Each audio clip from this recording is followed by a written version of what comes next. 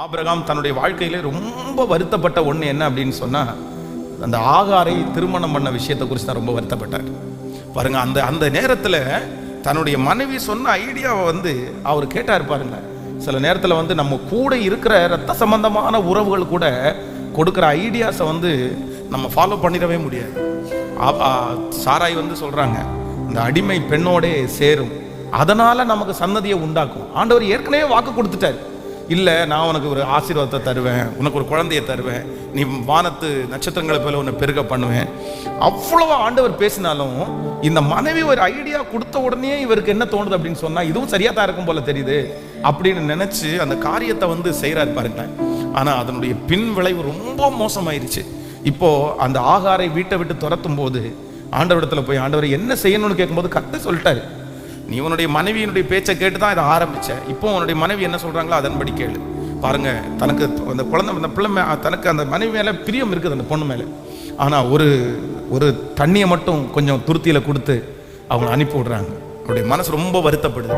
அப்போது ஆண்டவருடைய பிள்ளைகளே, ஆண்டவருடைய பிள்ளைகள் நமக்கு ரொம்ப நெருக்கமானவர்களாக இருந்தால் கூட ரொம்ப ஜாக்கிரதையாக இருக்கணும். ஆமென் சொல்லுங்கள் பார்க்கலாம். ஹல்லேலூயா. ஒரு குழந்தைய கூட படிக்கிற பிள்ளைக்கும் இவனுக்கும் பயங்கர சண்டை ஒருத்தனுக்கு ரத்தம் வருது. அந்த ரத்தத்தை பார்த்த உடனே அந்த தாயாருக்கு பயங்கரமான கோபம் வருது. இந்த ரத்தத்தை அப்படியே வச்சுட்டே இருந்தாங்க. அப்போது கொஞ்சம் தூர நேரம் தாண்டி தன்னுடைய கணவனார் வர்றதுக்காக ரொம்ப வெயிட் பண்ணிட்டு, தன்னுடைய கணவனார் வந்ததும் வராதும் அதை எடுத்து காமிச்சு, தன்னுடைய பையனுக்கு இப்படி பண்ணியிருக்காங்க, நீங்கள் எப்படி அமைதியாக இருக்கிறீங்க, நீங்கள் போங்க, போய் ஒரு வார்த்தை கேளுங்க, ஒரு வார்த்தை கேட்கலன்னா அவங்களுக்கு எடுத்த கையாக போயிடும், சண்டை போடுங்க, அந்த பையனை ஒரு அடி அடிச்சுட்டு வாங்க, நம்ம பிள்ளைய அடித்தா இதான் அவனுக்கு பனிஷ்மெண்ட் தெரியட்டும் அப்படின்னு சொல்லி அந்த கணவனார் வேலைக்கு முடிஞ்சு வந்தவரை அப்படியே சொல்லி சொல்லி சொல்லி சண்டை போட்டுக்கு விட்டு, அவரும் பச்சை தண்ணி கூட குடிக்காமல் பக்கத்து வீட்டில் போய் வெளியே வாடா அப்படின்னு சொல்லி அந்த பிள்ளைய ஓங்கி ஒரு அடி அடிச்சிட்டாரு. அடித்த உடனே அந்த பிள்ளையினுடைய அப்பா வந்தார்.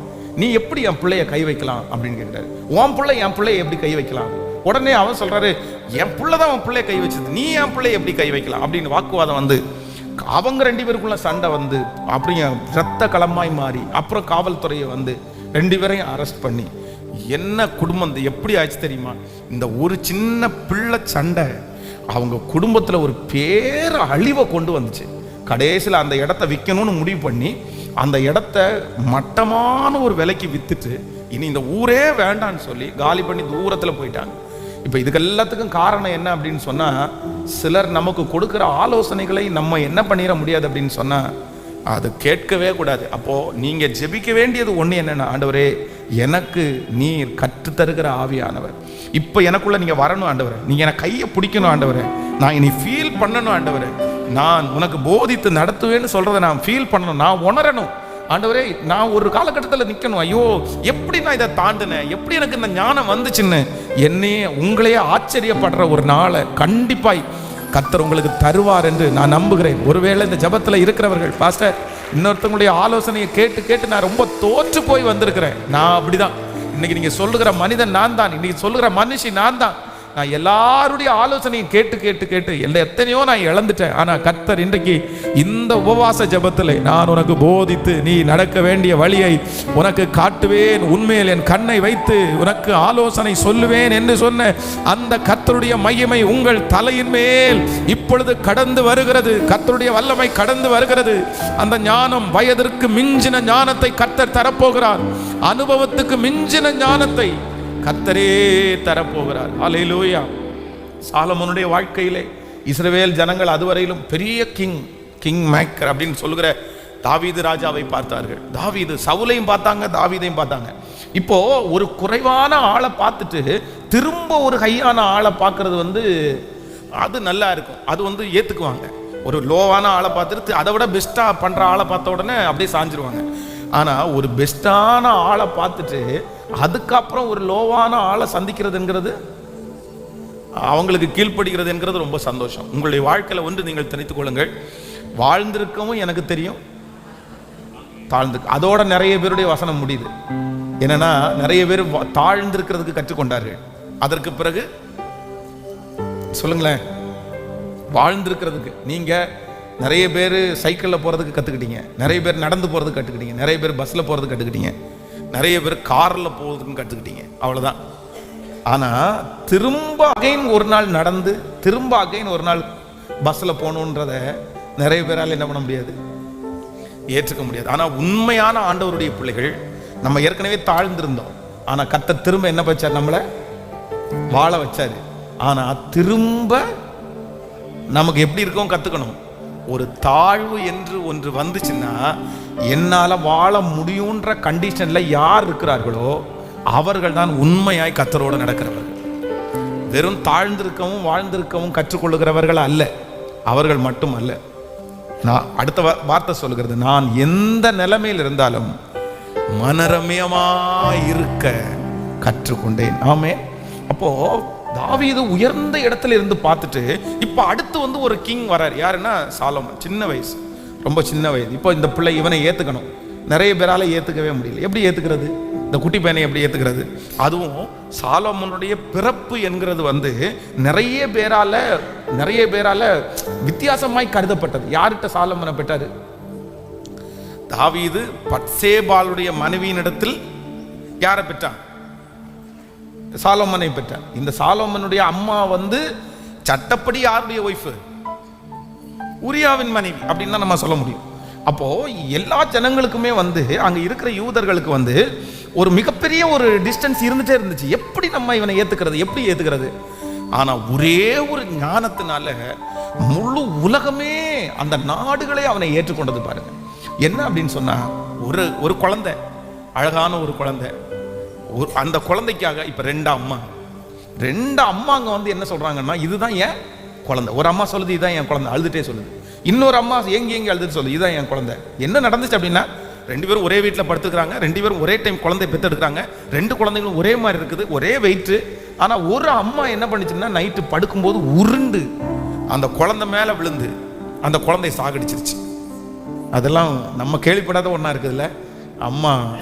அம்மா உருண்டு குழந்தை செத்துச்சுன்னும் போது சரி, அந்த அம்மா நல்ல வலதுபுறமும் இடதுபுறமும் நல்ல இடம் கொண்டு பெருகி எப்படி இருந்திருப்பாங்கன்னு தெரில. குண்டா இருக்கவங்க கோச்சிக்க வேண்டாம், அப்படி இல்லை. என்னவோ அந்த அம்மாவுக்கு என்ன பலவீனம்னு நமக்கு தெரில. ஸோ ஒல்லியாக இருக்கிறவங்க எல்லாருமே வந்து பலசாலியும் கிடையாது, குண்டா இருக்கிறவங்க எல்லாருமே நோயாளியும் கிடையாது. ஆமே.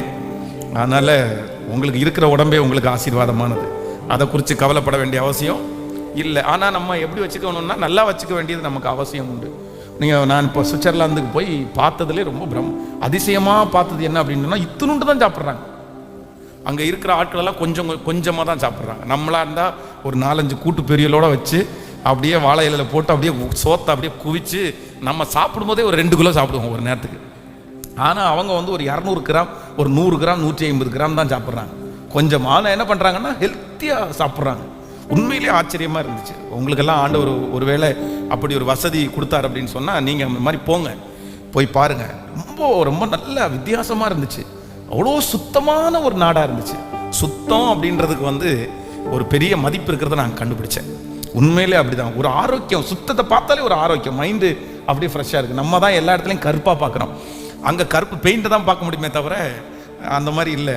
அப்போது கொஞ்சம் அளவாக வந்து அவங்க சாப்பிட்டு, கொஞ்சமாக சாப்பிட்டு, அந்த மாதிரி நல்ல எக்ஸசைஸ் பண்ணி அந்த மாதிரிலாம் உடம்பு வச்சுக்கிறாங்க. நம்ம தான் வந்து கண்ட நேரத்துக்கு தின்னுட்டு நமக்கு அந்த மாதிரி இல்லாமல் இருக்குது.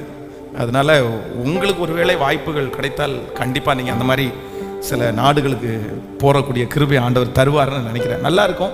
நிறைய விதங்களை வந்து நம்ம வந்து கண்டுபிடிக்கலாம். அப்போது இது என்னவோ தெரியல, இந்த அம்மா வந்து அந்த குழந்தைய வந்து கொண்டுட்டாங்க. இப்போ உயிரோடு இருக்கிற ஒரு குழந்தைக்காக 2 அம்மாங்க வந்து இதுதான் என் குழந்தை, இதுதான் என் குழந்தை அப்படின்னு சொல்லிட்டு இது பண்ணுறாங்க. நம்ம வந்து பிறக்கும்போது பார்த்தீங்கன்னா நிறைய ஹாஸ்பிட்டலில் அந்த குழந்தைய மாத்திர அதெல்லாம் நம்ம நிறைய பேர் கேள்விப்பட்டிருக்கோம். அப்படி மாத்துறாங்க அப்படின்னு எல்லாம். அது என்னமோ தெரியல, இது அடையாளம் பார்க்கவே முடியல. இன்னைக்கு டிஎன்ஏ டெஸ்ட் இருக்கு, அன்னைக்கு எந்த டெஸ்ட்டும் இல்லை, எதுவும் பண்ண முடியாது. இப்போதான் முழு ஜனங்களுடைய அந்த அட்டென்ஷனும் யார் பக்கமாக திரும்புது அப்படின்னு சொன்னால், சாலமோன் பக்கமாக திரும்புது. என்ன பண்ண போறான் இந்த சின்ன பையன், என்ன பண்ண போறான் இந்த சின்ன பையன், இவன் எப்படி இதை நியாயம் தீர்க்க போறான் அப்படின்னு எல்லாரும் அப்படியே பார்க்குறாங்க. சிலர் சொல்றாங்க அவ்வளோதான், இதோட இவனுடைய கதை முடிஞ்சிருச்சு, இனி இவன் ராஜாவா இருக்க முடியாது, இவன் கொடுக்குற தீர்ப்புல தான். ஆனா சாலமோனுக்கு என்ன ஞானம் இருக்கு அப்படின்னு சொன்னா, அது கவுன்சிலிங் ஞானம் அல்ல, தேவனால் கொடுக்கப்பட்ட ஞானம். அவன் ராஜ்ய பாரத்தில் அரையணையில ஏறின உடனே ஆண்டவரிடத்துல கேட்டு ஜெபம் பண்ணி அவனுடைய ஃபர்ஸ்ட் ஜெபமே என்ன அப்படின்னா, உனக்கு என்ன வேணும் அப்படின்னு கேட்டா அவன் சொல்றான், ஆண்டவரே இந்த ஜனங்களெல்லாம் நேர்த்தியாய ஆளக்கூடிய ஞானத்தை எனக்கு தாங்கன்னு கேட்ட உடனே ஆண்டவருக்கு ரொம்ப பிடிச்சு போச்சு, ரொம்ப பிடிச்சு போச்சு. எப்பா நீ எதிரியினுடைய பிராணனை கேட்கலப்பா, பணத்தை கேட்கலப்பா, ஒண்ணுமே கேட்கலப்பா, இந்த ஜனங்களை நடத்துறதுக்கு ஞானத்தை கேட்டியே, நான் உன்னை எப்படி அப்படின்னு சொல்லி கர்த்தர் சொல்றாரு, நீ கேளாத ஐஸ்வர்யத்தையும் நான் உனக்கு தந்தேன். அப்ப அந்த ஞானம் வெளிப்படுது. அந்த குழந்தையை எடுத்துட்டு வாங்க, அதுக்கு மேல ஒரு பலிபீடத்தின் மேல கடத்தி ஒருத்தனை வர சொல்லி இந்த குழந்தைய ரெண்டா கட் பண்ணி பாதி அங்கேயும் பாதி இங்கேயும் கொடுத்துருப்பா அப்படின்னாரு. என்னடா இப்படி இந்த குழந்தைய கொல்றதுக்கு, குழந்தைய போய் கொல்றதுக்கு மனசாட்சி இல்ல ராஜாவா? உடனே அங்கிருந்து ஒரே ஒரு சத்தம் மட்டும் கேட்குது, வேண்டாம் அந்த குழந்தைய கொல்ல வேண்டாம், அவங்கள்ட்டே கொடுத்துருங்க, அவங்க வளர்த்துக்கட்டும், அது என் குழந்தை இல்லை அப்படின்னு. அப்போ சாலமன் சொல்லுகிற, உண்மையான தாய் இவ கிடையாது, அந்த அம்மா தான் உண்மையான தாய். இந்த தாய் குழந்தை சாகணும்னு நினைக்குது, அந்த தாய் குழந்தை பிழைக்கணும்னு நினைக்குது, அதனால அந்த அம்மாட்ட கொடுங்கன்னு உடனே எல்லாருக்கும் அப்படியே இந்த சின்ன பையனுடைய ஞானத்தை கேட்டு அப்படியே பூரிச்சு போய் கைத்தட்ட ஆரம்பிச்சாங்க, ராஜா வாழ்க, ராஜா வாழ்க. ஸோ கர்த்தருடைய பிள்ளைகளே, சில ஞானங்கள் சிலர் அங்கீகரிப்பதற்கு நம்முடைய ஞானம் நமக்கு ரொம்ப யூஸ் ஆகும். அதனால தான் ஒவ்வொருத்தரும் யாரை மாதிரி கேட்கணும்னா, சாலோமனை மாதிரி கேட்கணும், ஆண்டவரே இன்னொருத்தருடைய ஞானம் அல்ல, உங்க ஞானம் என்னிலே வெளிப்படட்டும், நான் உனக்கு போதித்து நீ நடக்க வேண்டிய வழியை உனக்கு காண்பிப்பேன், உண்மையில் என் கண்ணை வைத்து உனக்கு ஆலோசனை சொல்லுவேன் என்று சொன்னீர், இப்ப அது வெளிப்படட்டும். அப்போ சகல ஜனங்களும் அவனை ராஜாவாக அப்படியே அங்கீகரிக்கிறார்கள். அன்றிலிருந்து அவனுடைய ஞானத்தை கேட்பதற்கு சேபா நாட்டு ராஜஸ்திரீ வர்றாங்க. அவனுடைய ஞானத்தினால் நிறைய கட்டடங்கள் கட்டப்படுகிறது. சாலோமன் தான் ஃபர்ஸ்ட் இந்த ஹோட்டல் இண்டஸ்ட்ரி அதை மாதிரி கொண்டு வந்தவன் சாலோமன். அவன் தான் ஃபர்ஸ்ட். சாலோமனுடைய நாட்களில் தான் இந்த சர்வ் பண்ணுறாங்க பாருங்க, சாப்பாடை சர்வ் பண்ணுறதுக்கு ஒரு வரைமுறை கண்டுபிடிக்கதான் அவனுடைய வாழ்க்கையில். பெரிய அழகழகான பில்டிங்ஸ் கட்டப்பட்டதா அவனுடைய நாட்களில். அவனுடைய ஞானம் திரளாய் அப்படியே பெருகிருச்சு. இது யார் கொடுத்தது என்றால் கர்த்தர் ஒருவரே.